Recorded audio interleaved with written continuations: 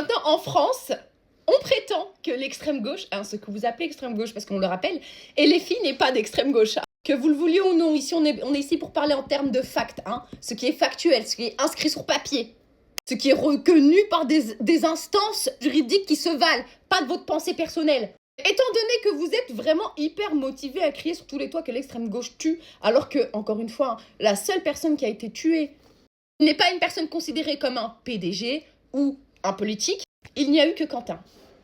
Alors que de la part de l'extrême droite, qui bizarrement n'est jamais affiché à la téloche comme étant un groupe extrémiste, groupuscule, qui tue des gens. Oh, là, on peut dénombrer plus d'une vingtaine de cas et encore ce chiffre est vachement sous-estimé, étant donné que la plupart des crimes qui viennent de leur camp à eux, là, sont classés sans suite. Oh, tiens donc, comme c'est étrange. On peut notamment citer le cas de Brahim Bouram qui a perdu la vie en 1995, en 1995, à Paris parce qu'il a été jeté dans la Seine par un groupe d'extrême droite.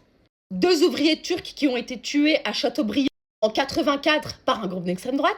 Hichem Miraoui en 2025 qui a perdu la vie de la part d'une personne qui s'auto-revendique d'extrême droite et qui fait partie de groupuscules hyper louches sur les réseaux sociaux d'extrême droite. Aboubacar Cissé, la personne qui a été dans une mosquée en 2025 par une personne qui s'auto-revendique d'extrême droite. Le groupe Charles Martel qui est un groupe ouvertement d'extrême droite qui aurait causé la mort de 6 à 7 personnes. Ah non, ça c'est bizarre, ça fait pas les gros titres ça. On fait pas de minutes de silence à l'Assemblée pour tous ces gens-là. Soufiane Benaïssa en 2022, qui a été par un groupe de skinheads.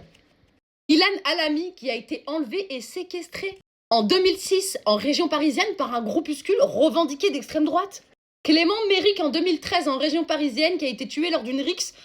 C'était un militant antifasciste et il a trouvé la mort lors de la même chose, là, exactement la même chose qui s'est passé avec Quentin. Bizarrement, ça n'a pas fait autant de grands titres. Hein. Et encore, je vous le répète, hein, cette liste, elle est non exhaustive. C'est-à-dire qu'elle ne représente pas du tout, elle est sous-estimée par rapport à la réalité. Parce que la majorité de ces faits-là ne font pas les gros titres, ne font pas la une des journaux. On ne fait pas de minutes de silence pour eux à l'Assemblée nationale en France. Et en plus de ça, c'est classé sans suite dans la majorité des cas. Alors que les personnes qui sont mises en cause et qui sont responsables de la mort ou de la séquestration ou du kidnapping de tous ces gens-là s'auto-revendiquent d'extrême droite, raciste et tout ce qui va avec. Géométrie variable, hein. 2 poids, 2 mesures comme d'habitude.